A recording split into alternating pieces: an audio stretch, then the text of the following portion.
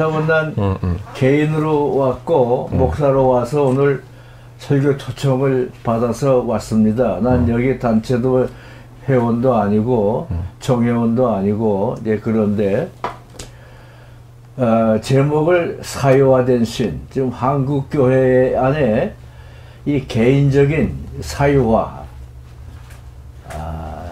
즉 하나님이란 단어를 한 인간 자신의 이익을 위해서 이용당하는 그런 교회로 잘못 오해되지 않을까 하는 그런 걱정 때문에 오늘 말씀을 좀 같이 해보려고 합니다. 즉 많은 사람들이, 교인들이 하나님을 귀신의 한 종류로 알고 있는 그런 분들이 제법 있어요. 즉 우리나라 토착신들 가운데 물귀신, 산신령, 집귀신 이런 게 있잖아요. 물귀신은 물에서만 살고 또 묻신, 땅신은 땅에만 삽니다.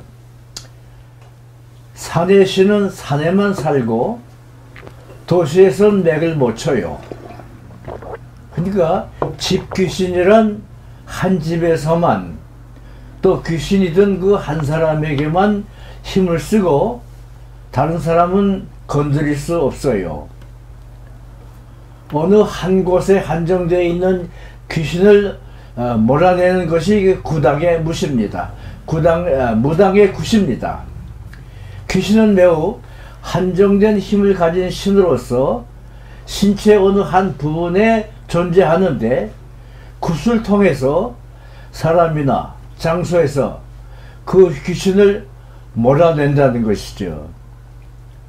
나의 동기 목사님이 골수암으로 죽어갈 때에 서울의 모 교회 목사가 와서 기도하면서 마귀 귀신 나가라, 나가라, 이 소리 지르는 현장을 내가 봤거든요. 그러니까 골수에 마귀가 들어있기에 쫓아내야 한다는 것이었습니다. 그런데 그 목사는 종래 내 친구의 골수에 들어있는 마귀 귀신을 몰아내지 못해서 40대 후반의 젊은 나이로 세상을 떴습니다. 그러니까 그분의 설교에 의하면 그렇게 된 거예요. 그러니까 겉으로는 기독교 신앙을 전파한다는 목사가 내적으로는 이 샤머니즘에 깊이 물든 그런 분들이 종종 발견됩니다. 복을 빌면서 복채를 받아서 밥 먹고 사는 샤먼과 비슷한 그런 목회자들이 선배들 가운데서 가끔 봤어요. 놀랍게도 한국의 대다수 그리스도인들이 믿고 있는 하나님은 너무나 국지적입니다. 하나님을 귀신의 한 동료로 만드는 기독교인들이 제법 많아요. 하나님을 한 개인의 마음 안에만 존재하는 신으로 만들려고 하는 것이죠. 기껏 넓혀서 자기 가족 안에만 그 신이 계시고 더 넓게는 생각 안 해요. 기껏해야 교회에만 한정되는 신을 하나님으로 알고 있는 사람들이 부득이했습니다. 이런 성도들은 하나님을 우주적이고 창조주적인 하나님으로 알고 믿고 따르는 분이 못된다, 이렇게 저는 생각하고 있습니다. 우리 기독교의 하나님을 귀신의 위치로 전락시키는 신자들도 있어요. 성경의 하나님을 한 개인의 작은 욕심 안에 사유화시킨 결과입니다. 좀 더 구체적으로 생각해 보십시다. 많은 성도님들이 안식일인 주일에만 힘을 쓰는 신으로 하나님을 한정하고 있는데, 그런 분들은 가장 왕성하게 일하는 6일간에는 하나님의 힘이 거의 세상에 미치지 않는다고 아는 분들 같아요. 하나님은 주일날에만 역동적으로 일하시고 이 주일 한 주간 동안에는 안 계신 것처럼 오해하는 그런 신자들도 있습니다. 공간적으로나 시간적으로나 한계적인 신으로 우리 하나님을 이해하는 것, 이건 말이야 귀신같이 생각하는 거예요. 이건 잘못된 겁니다. 우리나라의 그리스도인들 다수가 이원론적인 사고를 하고 있는데, 영과 육을 가리고 세상과 교회를 가리고 현세와 내세를 가리고 세상 속에서의 일터와 교회에서의 봉사를 또한 이분화합니다. 하나님은 영적이고 교회적이고 신령한 분이어서 세상사와는 관계없다고 아는 성도들이 많아졌어요. 이런 이원론적인 신앙적인 그런 것 때문에 우리나라 교계에 문제가 많습니다. 이런 잘못된 하나님 이해를 가진 성도들이 대단히 많은 이유는 바로 목회자들 중에서 올바른 신관을 갖고 설교를 못한 그런 결과라고 나는 생각합니다. 세상을 죄악시하고 이 세상의 사고가 팽배하도록 그렇게 만든 그것이 바로 우리 인간들의 잘못인데, 마치 하나님을 인간의 영혼에만 내려와 자정하시는 지극히 구수화되고 사유화된 하나님으로 만들어 버린 그런 교인들도 많아요. 전능하셔서 이 세상 어디에나 계신 하나님이신데 하나님을 한 개인의 영혼 속에만 가둬버린 것이죠. 한 개인의 마음 안에만 역사한다고 생각한 겁니다. 어떤 신자는 자기 교회 안에만 하나님이 존재하는 것처럼 알고 있는 사람들이 그래서 생긴 거예요. 무한하시고 영원하신 하나님을 축소해버린 것이죠. 저 넓은 우주,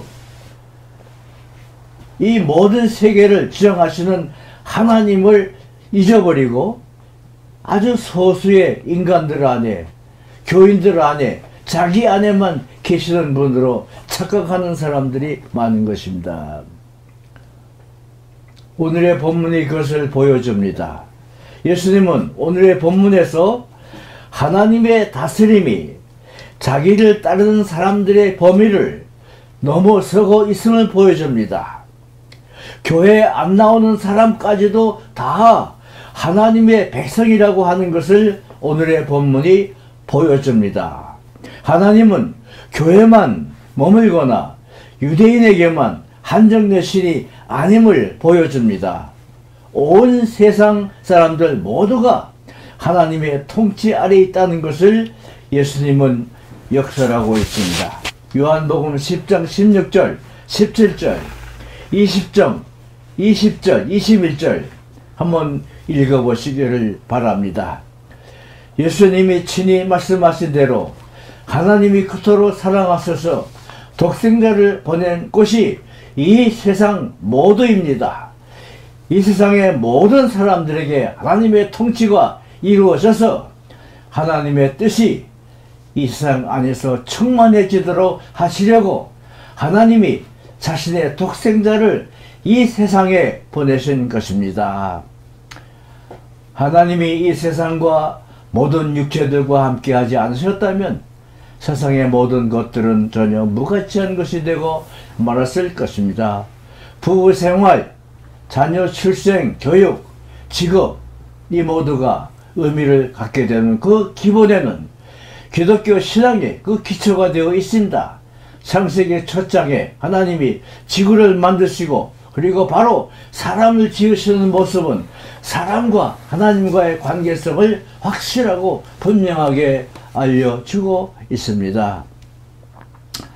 물질에 기독교적 가치를 주고 주일 외에 주간 6일간의 기독교적 가치를 주고 교회 밖에 세상에 하나님의 가치를 줄 때 비로소 신앙인의 일상의 삶이 매일 매사의 삶이 보람되고 적극적으로 인정받게 됩니다. 보이는 현실 속에 하나님이 함께 하셔서 그 하나님이 그 현실을 다스리고 있음을 믿을 때에 거기에 경건이 존재하게 됩니다. 주일에만 하나님이 계시니 주일 예배 잘 보면 된다고만 생각하고 세상에 잘못된 이 현실은 잊어버리는 그런 것은 우리 성도의 삶이 아니죠.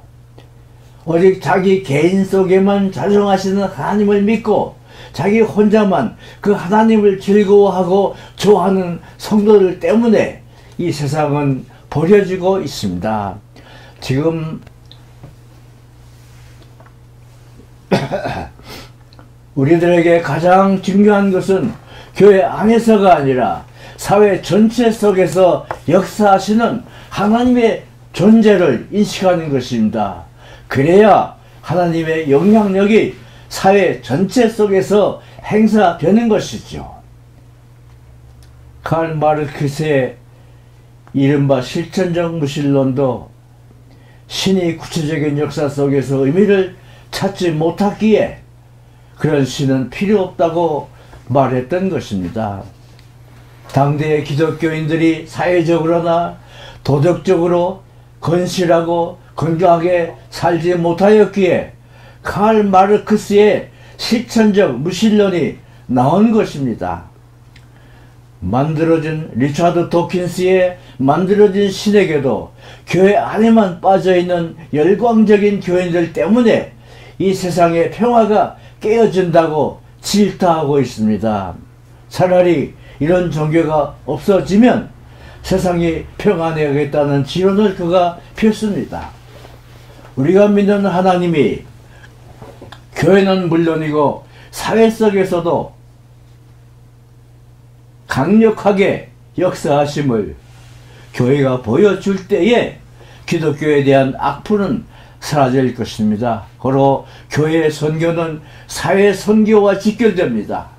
대선교학자 레슬리 뉴비긴이 하나님의 나라의 표식이라는 책에서 이런 잘못된 선교를 비판했습니다. 그가 교회 선교라는 단어를 기피하고 하나님 선교라는 용어를 쓴 이유가 교회와 사회를 갈라내지 아니하고 그 모두에서 하나님의 통치가 이루어지도록 하자는 데 있었던 것입니다.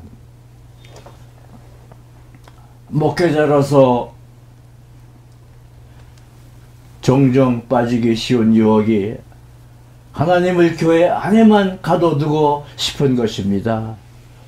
부흥한다는 교회들을 보면 재정, 봉사 등등을 교회에만 집중합니다. 교회 안에 갇힌 국지적인 신으로 하나님을 부각시키는 결과지요. 교회의 내적인 부흥은 가져오겠지만은 결국은 귀신의 대열에 하나님을 올려놓는 무서운 결과를 낳고 있음을 알아야 합니다. 한 성도의 마음만 뜨겁게 만드는 사적인 신으로 하나님을 부각시킨다면 기독교는 국가적이고 사적인 종교로, 국지적이고 사적인 종교로 전락되고 맙니다. 우리 장로교단의 신학의 핵심은 에큐메니칼인데 그것은 곧 하나님의 선교입니다. 교회의 선교가 아닙니다. 하나님과 세상을 직결시켜야 하는 신학이어야 하는데 반대로 하나님과 교회만을 직결시키고 세상은 무시되어 있습니다. 세계의 에큐메니칼 선교에 공헌한 신학자 회켄다이크는 선교를 사회적 사건으로 이해하였습니다. 인간의 일상의 모든 삶에서 하나님이 역사하시는 것으로 이해하였기 때문이죠. 그가 된 예 가운데는 산업선교, 구제운동, 인권운동, 민족해방운동 등등 모두가 다 사회의 핵심 문제들이었습니다. 복지운동이나 인권운동이나 남북의 화해와 통일운동이 성도들이 참여할 신앙운동입니다. 삼천리의 강도 전체가 하나님의 통치 영역이기 때문입니다. 민족 분단이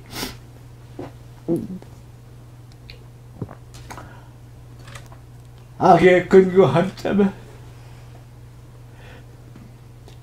그 악을 제거하는 것이 하나님의 선교입니다. 복음이란 하나님이 인류 모두와 문화 등등의 삶의 현장을 결국은 함께 하시는데, 그 소식은, 그 좋은 소식을 교회 안에만 가둬두면 경제, 정치, 사회, 문화 등등의 삶의 현장을 포기하는 것입니다. 예수님을 똑바로 이해할 수 있다면 하나님을 똑바로 알 수 있습니다.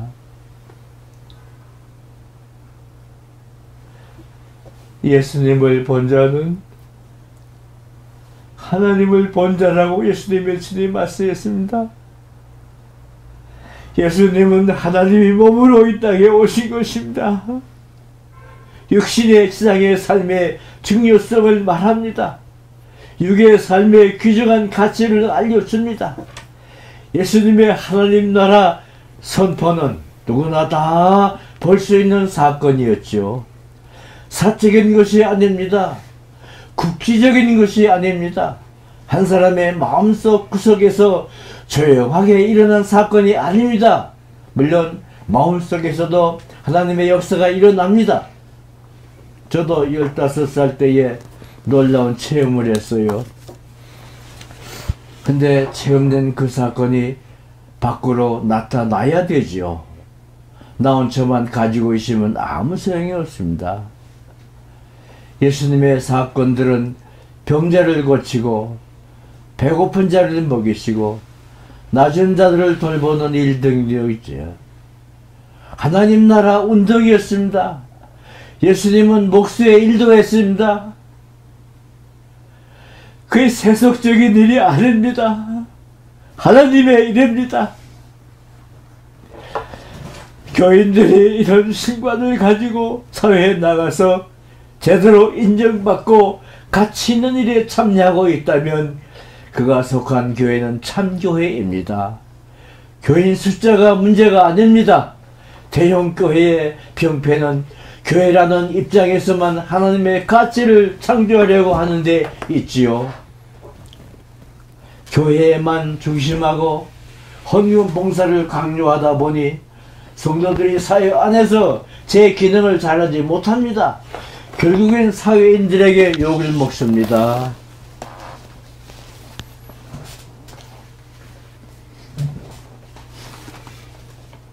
교인들이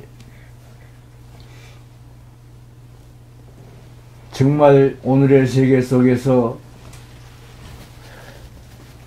하나님의 통치를 이 땅에 이루게 하려면 하나님은 어디에나 다 계셔서 모두를 다스리고 이 세상의 아름다운 모든 것들을 하나님이 다 주셨고 지금도 간섭하신다고 믿을 때에 하나님은 이 땅의 구석구석에 어느 세계에서나 하나님을 믿는 교회 안에만이 아니라 세상 밖에 어디에나 계심을 우리가 확인하고 이 땅의 모든 현실적인 삶 속에 사는 사람들을 내 식구로, 내 교인으로, 내 사람으로 인정하고 도와주고 함께 일하고 함께 수고할 때에 이 땅에 진정 하나님 나라 운동이 이루어지는 것입니다. 사유화된 신, 한 교회에 머물고 한 사람에게만 머물고 한 가정에만 머무는 사유화된 신이 아니라 우리 한국교회 전체에, 한국사회 전체에, 한국민족 전체에 계시는 하나님을 우리가 믿고 섬기면서 그 하나님의 나라 설립을 위해서, 확장을 위해서 애써가는 오늘의 모인 우리 모든 성도님들이 다 되시기를 주님의 이름으로 기원합니다. 아멘.